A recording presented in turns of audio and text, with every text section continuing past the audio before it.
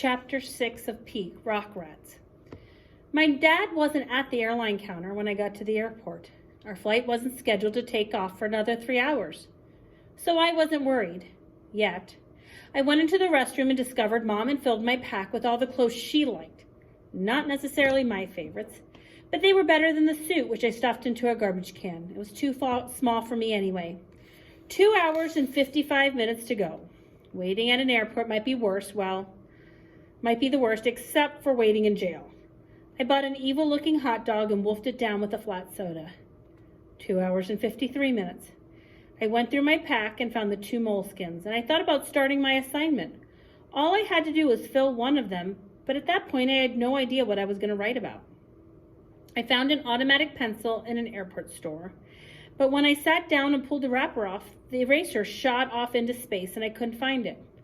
I wrote moleskin number 1 on the first page and then put the pencil and the moleskin away. Discouraging.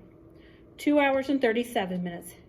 As I sat there watching everyone come and go, it finally dawned on me that I was free. This got me thinking about what had led up to this.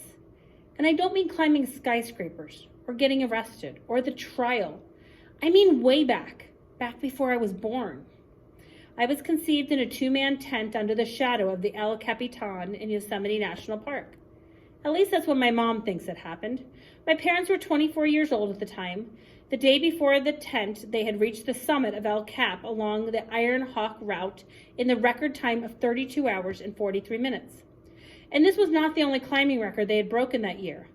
Hallucinogen Wall, Body Wax, the Flingus Cling, and dozens of other records had fallen to the climbing team of Terry Marcello and Joshua Wood. Climbing magazines and equipment companies had started to pay attention to them and to pay them money. The rusty old van they had lived in for 3 years was ditched for a brand new 4-wheel drive truck camper. No more temp jobs to scrape together money for gas and food. No more mooching off the weekend climbers.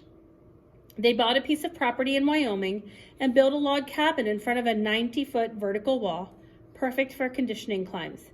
The rock rats were on their way up.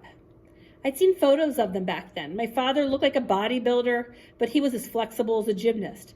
My favorite photo of him was the one where he was standing on a high ledge, touching his toes with his knees with his nose.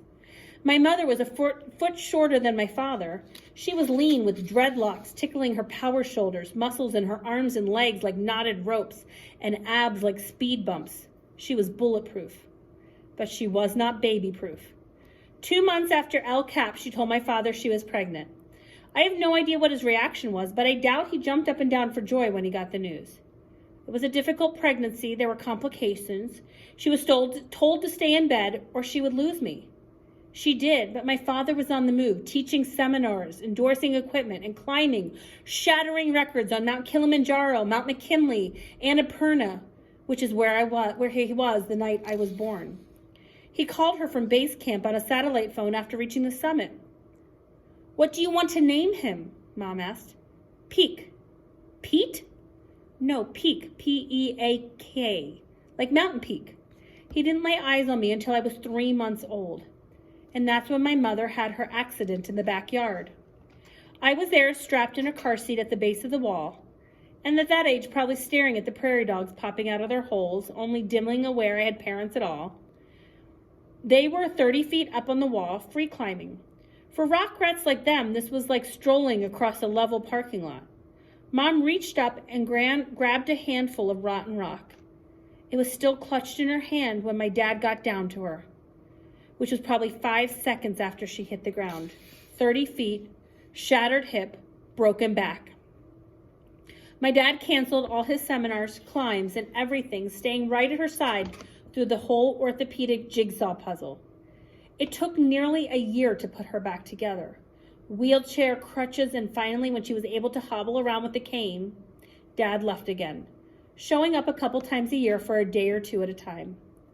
It took Mom 2 more years of physical therapy to ditch the cane, but she never climbed again.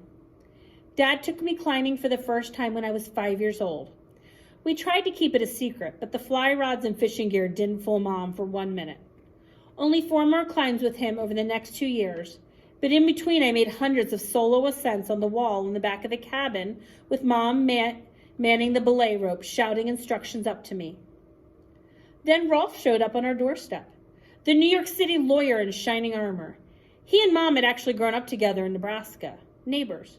Rolf had been smitten with her since they were 8 years old. After high school, Mom hit the road to climb rocks, and Rolf went to Harvard to study law. He arrived at the cabin at night in the middle of a blizzard.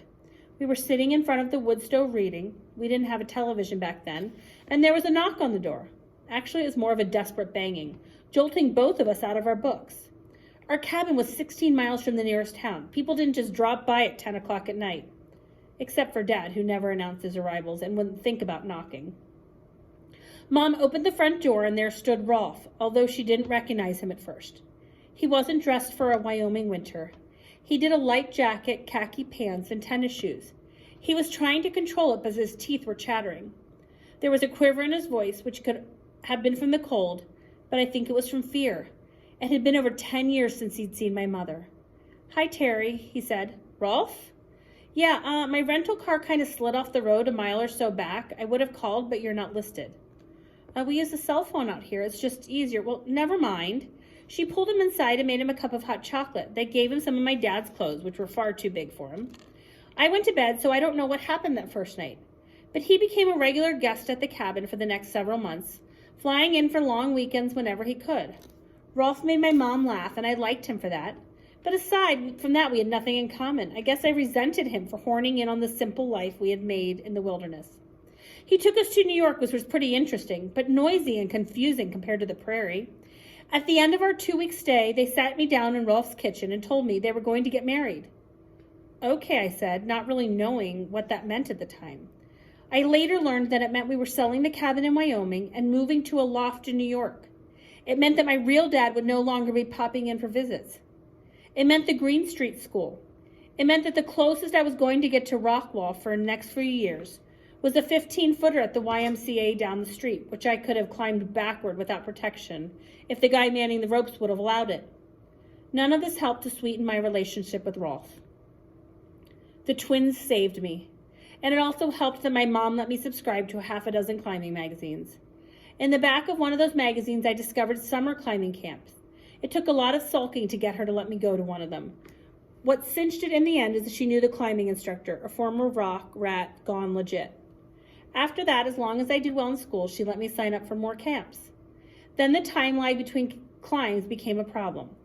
I started eyeing skyscrapers, telling myself I would just plan the route up, but not actually climb it. Right. To get up a rock wall, you study the outside, trying to pick the best footholds and handholds, guessing where you're going to encounter problems so you have the right equipment with you to get around them.